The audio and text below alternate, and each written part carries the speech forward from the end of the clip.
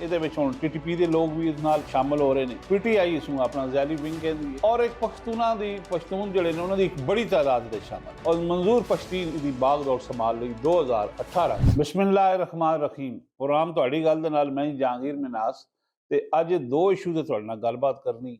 ਪਹਿਲਾ ਇਸ਼ੂ ਤਾਂ ਇਹ ਹੈ ਕਿ ਮਨਜ਼ੂਰ ਪਸ਼ਤੀਨ ਦਾ ਜਿਹੜਾ ਜਿਰਗਾ ਸੀ ਕੱਲ੍ਹ ਵਾਲਾ, ਔਰ ਇਹ ਜਿਰਗੇ ਦੇ ਜਨਾਬ ਕੀ ਮਕਾਸਦ ਸਨ, ਇਹਦੇ ਪਿੱਛੇ ਕਿਹੜੀਆਂ ਕੁਵਤਾਂ ਸਨ, ਔਰ ਜਿਰਗੇ ਦੀ ਟائمنگ ਬੜੀ ਰੱਖੀ ਗਈ ਜਨਾਬ ਦੇਖਭਾਲ ਕੇ।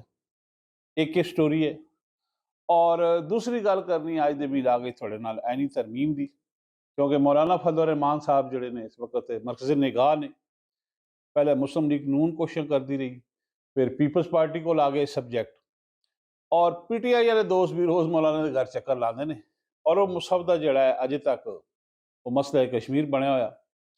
ਔਰ ਉਸ ਮੁਸਹਫ ਦੇ ਬਾਰੇ ਕੋਈ ਮੌਲਾਨਾ ਫਜ਼ਲ ਰਹਿਮਾਨ ਕਹਿੰਦਾ मैंने मुसहफ ਤਿਆਰ ਕਰ ਲਿਆ, ਪੀਟੀਆਈ ਆਪਣਾ ਪੀਪਲਸ ਪਾਰਟੀ का बिलावल ਕਹਿੰਦਾ ਸਾਡਾ ਮੁਸਹਫ ਹੈ, ਉਹਨੂੰ ਲਿਖਿਆ ਦੀ ਜਨਾਬ ਸਾਡਾ ਮੁਸਹਫ ਹੈ। ਇੱਕ ਸਟੋਰੀ ਹੈ। ਇਹ ਜਨਾਬ ਦੋ ਅੱਜ ਤੁਹਾਡੇ ਨਾਲ ਮੌਜੂ ਨੇ।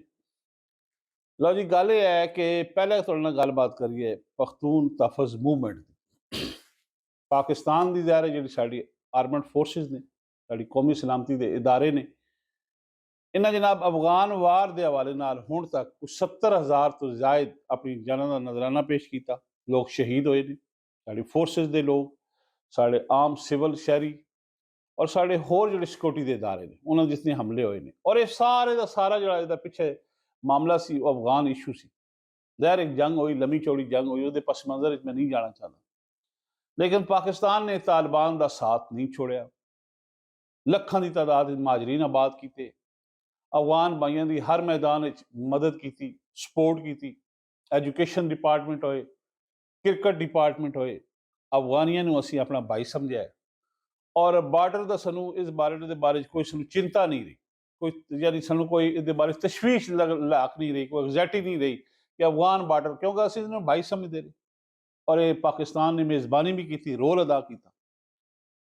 ਲੇਕਿਨ ਹੁਣ ਜਿਹੜੀ ਸੂਰਤ ਹਾਲ ਪੈਦਾ ਹੋ ਚੁੱਕੀ ਹੈ ਉਹਦੇ ਵਿੱਚ ਕੱਲ ਇੰਟੀਰੀਅਰ ਮਿਨਿਸਟਰ ਦਾ ਇੱਕ ਬਿਆਨ ਆਇਆ, ਵਜ਼ੀਰ ਦਾਖਲਾ ਦਾ, ਔਰ ਉਹਨਾਂ ਇਹ ਫਰਮਾਇਆ ਜਨਾਬ ਕਿ ਜਿਹੜੀਆਂ ਫੋਰਸਿਸ ਇਹ ਪਸ਼ਤੂਨ ਤਹਫ਼ੁਜ਼ ਮੂਵਮੈਂਟ ਦੇ ਪਿੱਛੇ ਨੇ ਨਾ, ਇਹ ਸਾਨੂੰ ਪਤਾ ਨਹੀਂ ਕੌਣ ਲੋਕ ਨੇ। ਜ਼ਾਹਿਰ ਹੈ ਉਹਨਾਂ ਦਾ ਇਸ਼ਾਰਾ ਅਫਗਾनिस्तान ਔਰ ਇੰਡੀਆ ਦੀ ਤਰਫ ਹੋ ਸਕਦਾ ਹੈ। ਔਰ ਇਹਦੀ ਵਜ੍ਹਾ ਤੋਂ ਹੀ ਜਨਾਬ ਦਰਅੰਦਾਜ਼ੀ ਹੋ ਰਹੀ ਸਾਡੇ ਪੂਰੇ ਬਲੋਚਿਸਤਾਨ ਵਿੱਚ, KPK ਸਾਡੀ ਫੋਰਸਿਸ ਦੇ ਹਮਲੇ ਹੋ ਰਹੇ, ਜੋ ਬਾਰਡਰ ਤੇ ਸੂਰਤ ਹਾਲ ਹੋ ਰਹੀ, ਆਏ ਰੋਜ਼ ਜਨਾਬ ਬਲੋਚਿਸਤਾਨ ਤੋਂ ਫਾਇਰਿੰਗ ਹੋ ਰਹੀ। ਸਾਡੀ ਜਿਹੜੀ ਬਾੜ ਲੈਂਦੀ ਨੇ ਫੋਰਸਿਸ ਲਗਾਈ ਹੈ ਔਰ ਉਹਦਾ ਸਿਲਸਿਲਾ ਬੜੇ ਅਰਸੇ ਤੋਂ ਜਿਹੜਾ ਜਾਰੀ ਹੈ, ਉਹ ਜਨਾਬ ਉਖਾੜ ਦਿੱਤੀ ਜਾਂਦੀ, ਬੰਦਿਆਂ ਦਾ ਫਾਇਰਿੰਗ ਹੁੰਦੀ, ਸਿਕਿਉਰਿਟੀ ਫੋਰਸਿਸ ਦਾ ਫਾਇਰਿੰਗ ਹੁੰਦੀ।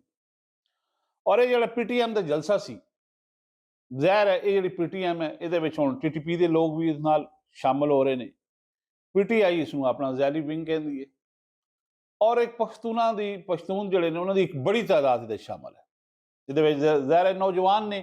ਇਹ ਜਿਹੜਾ ਕੰਮ ਸ਼ੁਰੂ ਹੋਇਆ 2014 ਤੋਂ, ਉਸ ਤੋਂ ਬਾਅਦ ਤੁਹਾਨੂੰ ਪਤਾ ਹੈ ਕਿ ਨਕੀਬ ਮਸੂਦ ਦੀ ਜਿਹੜਾ ਉੱਥੇ ਮਸੂਦ ਕਬਾਇਲ ਦੇ ਜਿਹੜੇ ਸੀ ਉਹਦੀ ਇੱਕ ਕਰਾਚੀ ਦੇ ਵਿੱਚ ਉਹਦੀ ਜਿਹੜੀ ਹਲਾਕਤ ਹੋਈ, ਉਸ ਤੋਂ ਬਾਅਦ ਇਹ ਕੰਮ ਸ਼ੁਰੂ ਹੋ ਗਿਆ ਔਰ ਇਹਦੇ ਵਿੱਚ ਨੌਜਵਾਨ ਸ਼ਾਮਲ ਹੋ ਗਏ ਔਰ ਮਨਜ਼ੂਰ ਪਸ਼ਤੀਨ ਇਹਦੀ ਬਾਗਡੋਰ ਸੰਭਾਲ ਲਈ 2018। ਲਓ ਜੀ, ਇਸ ਨੂੰ ਬਣਿਆ ਕੋਈ 10 ਸਾਲ ਹੋ ਗਏ ਨੇ। 2014 ਦਾ ਵਜੂਦ ਆਇਆ। ਮਸੂਦ ਪਹਿਲੇ ਮਸੂਦ ਤਹਫ਼ੁਜ਼ ਮੂਵਮੈਂਟ ਸੀ, ਉਸ ਤੋਂ ਬਾਅਦ ਇਹ ਜਨਾਬ ਪਸ਼ਤੂਨ ਤਹਫ਼ੁਜ਼ ਮੂਵਮੈਂਟ ਹੋ ਗਈ ਹੈ। ਲੇਕਿਨ ਹੁਣ ਜਿਹੜੀ ਦੀ ਇੰਟੈਲੀਜੈਂਸ ਦੀ ਆਪਣਾ ਰਿਪੋਰਟਾਂ ਆ ਰਹੀਆਂ ਨੇ, ਇਹਦੇ ਪਿੱਛੇ ਇਹ ਫੋਰਸਿਸ ਨੇ ਜਿਹੜੀਆਂ ਪਾਕਿਸਤਾਨ ਦੇ ਵਿੱਚ ਇਸ਼ਤਿਆਲ ਅੰਗੇਜ਼ੀ ਕਰ ਰਹੀਆਂ ਨੇ। ਔਰ ਕੱਲ ਜਿਹੜਾ ਜਿਰਗਾ ਹੋ ਰਿਹਾ ਸੀ ਜਮਰੂਦ ਦਾ ਕੋਲ, ਜਿਸ ਨੂੰ ਰੋਕ ਦਿੱਤਾ ਗਿਆ, ਜ਼ਾਹਿਰ ਉਹ ਬੈਨ ਹੋ ਗਈ ਜਿਹੜੀ ਤਨਜ਼ੀਮ ਤੋਂ, ਤੁਸੀਂ ਜਿਰਗਾ ਨਹੀਂ ਕਰ ਸਕਦੇ ਹੋ। ਉਹ ਇੱਕ ਮੁਤਵਾਜ਼ੀ ਸਿਸਟਮ ਲਾਣਾ ਚਾਹੁੰਦੇ ਨੇ ਪਾਕਿਸਤਾਨ ਵਿੱਚ, ਔਰ ਉਹ ਅਦਾਲਤੀ ਵੀ ਹੋ ਸਕਦਾ, ਉਹ ਜਿਰਗਾ ਆਪਣੇ ਅਹਿਕਾਮਾਤ ਜਾਰੀ ਕਰ ਸਕਦਾ। ਉਹ ਜਿਰਗੇ ਦੇ ਜਨਾਬ ਲੋਕਾਂ ਦੇ ਉਹਦੇ ਬਾਰੇ ਜਨਾਬ ਉਹ ਆਪਣਾ ਮਸ਼ਰਤੀ ਮਾਮਲਾਤ ਇਹ वो है। ਔਰ ਇੱਕ ਬੜੀ ਅਹਿਮ ਮੁਲਾਕਾਤ ਵੀ ਹੋਈ ਸੀ ਮਨਜ਼ੂਰ ਪਸ਼ਤੀਨ ਦੀ ਮੌਲਾਨਾ ਫਜ਼ਲ ਰਹਿਮਾਨ ਨਾਲ। ਮੌਲਾਨਾ ਫਜ਼ਲ ਰਹਿਮਾਨ ਨੇ ਵੀ ਉਸਨੂੰ ਇਹ ਕਿਹਾ ਸੀ, ਕਿਉਂਕਿ ਮੌਲਾਨਾ ਸਾਹਿਬ ਬੜੇ ਜ਼ੇਰਿਕ ਪੋਲੀਟੀਸ਼ੀਅਨ ਨੇ, ਕਿ ਤੁਸੀਂ ਵਫਾਕ ਰਿਆਸਤ ਦਾ ਅੰਦਰ ਰਹਿ ਕੇ ਆਪਣੇ ਮੁਤਾਲਬਾਤ ਦੀ ਗੱਲ ਕਰੋ। ਜ਼ਾਹਿਰ ਉਹਨਾਂ ਨਾਲ 2 MNA ਵੀ ਸ਼ਾਮਲ ਨੇ, ਵਜ਼ੀਰਿਸਤਾਨ ਤੋਂ ਜਿਹੜੇ ਮੋਹਸਨ ਦਾਵੜ ਔਰ ਅਲੀ ਵਜ਼ੀਰ। ਔਰ ਮੌਲਾਨਾ ਨੇ ਮਨਜ਼ੂਰ ਪਸ਼ਤੀਨ ਨੂੰ ਮਸ਼ਵਰਾ ਦਿੱਤਾ ਸੀ ਕਿ ਤੁਸੀਂ ਕੋਈ ਇਸ ਤਰ੍ਹਾਂ ਦਾ ਨਾਰਾ ਇਲਾਦਗੀ ਦਾ ਨਹੀਂ ਲਾਣਾ। ਲੇਕਿਨ ਚੂੰਕਿ ਇੱਕ ਬਹੁਤ ਬੜੀ ਤਾਦਾਦ ਮੈਂ ਤੁਹਾਨੂੰ ਦੱਸ ਰਿਹਾ ਉਹਦੇ ਵਿੱਚ ਉਹ ਲੋਕਾਂ ਦੀ ਸ਼ਾਮਲ ਹੋ ਚੁੱਕੀ ਹੈ ਜਿਹੜੀ ਰਿਆਸਤ ਪਾਕਿਸਤਾਨ ਜਿਹਨਾਂ ਨੂੰ ਬਾਂਦੀ ਨਹੀਂ, ਜਿਹਦੇ ਵਿੱਚ ਅਫਗਾਨ ਦੇ TTP ਦੇ ਲੋਕ ਨੇ, ਜਿਹਦੇ ਵਿੱਚ ਇੰਡੀਆ ਦੇ ਉਹ ਏਜੰਟ ਨੇ ਜਿਹੜੇ ਸਰੇਆਮ ਪਕੜੇ ਵੀ ਜਾ ਰਹੇ ਨੇ। ਉਹਨਾਂ ਨੂੰ ਇੰਡੀਆ ਨੂੰ ਵੀ ਬੜੀ ਦਫਾ ਮੁਤਲਬੇ ਕੀਤਾ ਗਿਆ, ਅਫਗਾनिस्तान ਨੂੰ ਕੀਤਾ ਗਿਆ। ਉਹਨਾਂ ਦੇ ਲੋਕ ਇੱਥੇ ਜਨਾਬ ਜਿਹੜੇ ਹਮਲੇ ਹੋਏ ਨੇ ਖੁਦਕਸ਼, ਉਹਦੇ ਵਿੱਚ ਅਫਗਾਨੀ ਪਾਏ ਗਏ। ਲੇਕਿਨ ਇਸ ਸਾਰੇ ਕੰਮ ਤੋਂ ਉਹ ਬਾਜ਼ ਨਹੀਂ ਆਏ ਔਰ ਪਸ਼ਤੂਨ ਤਹਫੁਜ਼ ਮੂਵਮੈਂਟ ਜਿਹੜੀ ਹੈ ਉਹਦੇ ਕੱਲ ਜਨਾਬ ਜਿਹੜੀ ਉਹਨੂੰ ਰੋਕਿਆ ਗਿਆ। ਉਸ ਤੋਂ ਬਾਅਦ ਉਹਨੂੰ ਕਹਿ ਦੇਣਗੇ ਉੱਥੇ ਜਨਾਬ ਦੰਗਾ ਫਸਾਦ ਵੀ ਹੋ ਗਿਆ, ਕੋਈ ਫਾਇਰਿੰਗ ਦੇ ਵਾਕਿਆਤ ਹੋ ਗਏ, ਲੇਕਿਨ ਉਹਨੂੰ ਮੁਤਵਾਜ਼ੀ ਨਿਜ਼ਾਮ ਕਾਇਮ ਕਰਨ ਦੀ ਇਜਾਜ਼ਤ ਨਹੀਂ ਹੈ। ਦੂਸਰੀ ਗੱਲ ਤੁਹਾਡੇ ਨਾਲ ਇਹ ਕਰਨੀ ਹੈ ਕਿ ਆਇਨੀ ਮੁਸੱਬਦਾ ਮੌਲਾਨਾ ਫਜ਼ਲ ਰਹਿਮਾਨ ਸਾਹਿਬ ਇਸ ਪਿੱਚ ਤੇ ਖੇਡ ਰਹੇ ਨੇ। ਪੀਪਲਸ ਪਾਰਟੀ ਇਸ ਨੂੰ ਓਨ ਕਰ ਚੁੱਕੀ ਹੈ। ਬਿਲਾਵਲ ਆਪਣੇ ਮੁਸੱਬਦੇ ਲੈ ਕੇ ਜਾ ਰਿਹਾ। ਮੌਲਾਨਾ ਸਾਹਿਬ ਨੇ ਡੱਕੇ ਚੁੱਪੇ ਲਫ਼ਜ਼ਾਂ ਦੇ ਬਾਰੇ ਆਪਣੇ ਦੋਸਤਾਂ ਦੇ ਕਰੀਬੀ ਜਿਹੜੇ ਜ਼ਰਾਏ ਨੇ ਉਹਨਾਂ ਨੂੰ ਇਹ ਕਿਹਾ ਕਿ ਮੇਰੇ ਕਦੀ 2 ਸੈਨੇਟਰ ਵੀ ਵੋਟ ਨਾ ਪਾ ਦੇਣ, ਕਿਉਂਕਿ ਪੀਟੀਆਈ ਦਾ ਇੱਕ ਸੈਨੇਟਰ ਬਾਹਰ ਹੈ ਔਰ ਇਹ ਕੰਮ ਹੋਣਾ ਹੈ ਐਸਸੀਓ ਦੀ ਕਾਨਫਰੰਸ ਤੋਂ ਬਾਅਦ। ਇਹ ਜਨਾਬ ਬਿੱਲ ਆਉਣਾ ਹੈ ਨਹੀਂ ਤਰਮੀਮ ਦਾ, ਔਰ ਇਹਦੇ ਤਰਮੀਮ ਹੋ ਜਾਣੀ।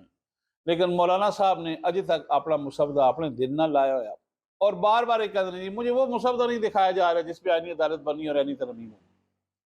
ایک گل جو کہ تو ہے اور مولانا نے تحفظات بھی نہیں کہ میرے 2 سینیٹر نہ ووٹ پا دیں، کیونکہ 8-10 بندے کی ساری گیم ہے اور حکومت بڑی جناب اپنا ہوپ فل ہے اور امید ہے کہ ساڑھے کول فگر پورا ہے، اسی آئینی ترمیم کر دینی ہے۔ اے شنگھائی تعاون تنظیم تو فوری بعد اجلاس ہوئے گا، نواز شریف صاحب نے اسے تو روکیا ہوا اور یہ ترمیم پاس ہو جائے۔ اے تھوڑے نال گل بات کرنی سی۔ ساڑے چینل M2M اگر ہن تک تسی سبسکرائب نہیں کیتا تے کر دیو، یہ بٹن ٹلی دا بٹن بھی دباؤ تاکہ تمہیں نئی ویڈیو ملتی رہے اور گل بات چنگی لگے شیئر بھی کر دو۔ مینوں تو اجازت، اللہ حافظ۔